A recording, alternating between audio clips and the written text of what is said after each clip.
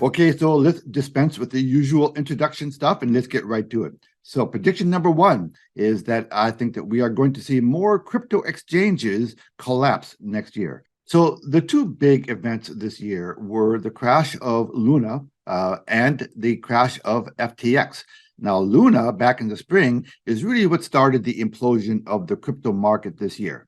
And a lot of damage was done. Then FTX came along and collapsed, and that created more uncertainty and FUD in the crypto space and caused another leg down in the crypto space. Well, I don't think it's over. Next year, we will see more crypto exchanges going out of business. It almost has to happen, right? Because the activity in the crypto space has been so diminished that the volume in crypto transactions has almost evaporated completely. And that's how these exchanges make money. They make money off of people doing transactions, right? So it's almost in the cards. This is probably the easiest prediction I can make. So it's very important that you do not hold any of your crypto assets on any exchanges. I don't know why you'd be holding on to too many cryptos right now anyway, but if you are hell-bent on holding on to your cryptos, get them off of any exchanges. I don't care what the exchange is. I don't care whether it's Coinbase or Binance or whatever your favorite exchange is. Do not hold any of your assets on any crypto exchange, because when they evaporate, your cryptos are almost certainly going to be gone. And of course, as these crypto exchanges go out of business, you're going to see another leg down in the crypto space. I don't think there's any real need to be in a hurry to get into cryptos yet. I do think that these cryptos are going to have their day in the sun again, and there's going to be chances to make fortunes in the crypto space again. I just don't think it's yet. I think it's going to need time to lick its wounds. It's going to need time to recuperate, and we're not there yet. Prediction number two. Okay, I do think at some point during the year, there is going to be a shock to the financial system. And listen, there are a whole lot of financial landmines out there, any one of which can cause a cascading effect. Anything from a large brand name bank, going out of business, you wake up one day and they're insolvent, and that's going to create more banks announcing that they're insolvent. Or it could be a matter of these 1.2 quadrillion in derivatives starting to blow up, and that could cause a financial trouble. So there are a lot of things that could cause a financial shock to the system. So I think that in 2023, we are going to see another financial shock to the system. So with that in mind, along with the fact that we have inflation running so high right now that your fiat currencies, in our case, the US dollar, are a depreciating asset, don't keep too much money in the banks, all right? Any money you have sitting in your bank is at risk. Remember, any money you have sitting in your bank is legally not considered your money.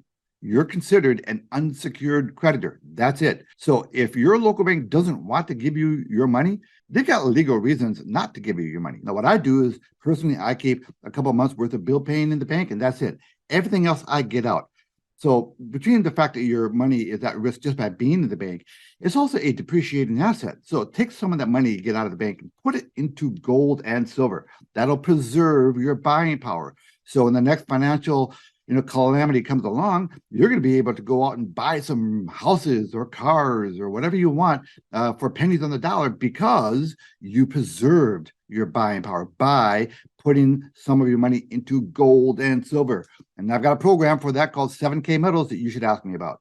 Prediction number three. I believe that at least one developed country this year will outlaw cash.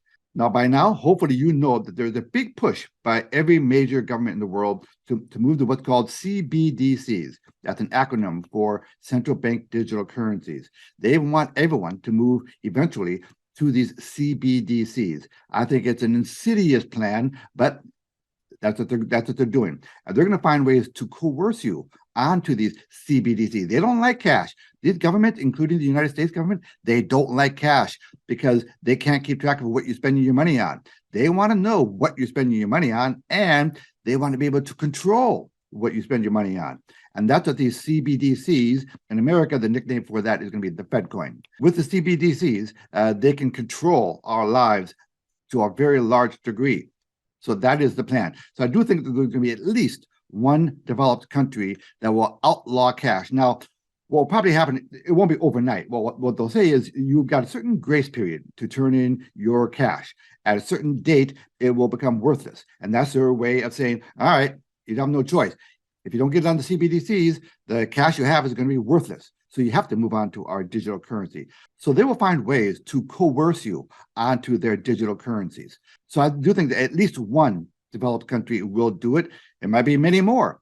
And as an add-on to that prediction, I do believe that the Federal Reserve in America here will launch its version of a CBDC, also called the FedCoin. I think they're going to launch it, and then they'll start their little programs to start coercing you to get onto it. And my final prediction is that we are going to see a proliferation of what's called these 15-minute cities, which is an evil plan created by the WEF. And a lot of countries right now are starting to adopt these 15-minute cities. There's several, I just did a video about Oxford, England adopting plans where they're going to restrict your travel just in your own country. Forget leaving your country. They're going to want you to stay within certain neighborhoods. And if you want them to leave your neighborhood, you have to get permission to leave it. Let's call it for what it is. It's a police state. You have to get permission to travel outside of your little neighborhood. And it's all in the name of green energy and climate change, which is a load of crap at every level, from the federal level right down to your local government. These people are woke leftists who ascribe to an ideology that doesn't care about your personal freedoms. It's about power. It's about control. So this year, you're going to hear a lot about these 15-minute cities, okay? And for you, that should be code for your freedoms are being stolen from you. So those are my predictions for 2023. But you know what? In spite of all those things, I do think it could be the best year of our lives because you're going to be prepared for it and you're going to know how to profit from it. So I hope that you join us here in the Hey Ed community. I will have my contact information below, and I would love to have you join the Hey Ed WhatsApp group that is filled with a lot of wonderful fellow freedom seekers. Okay, so come join us. Okay, it's a lot of fun. Edward Anderson, see you in the new year. Signing out. Copy that.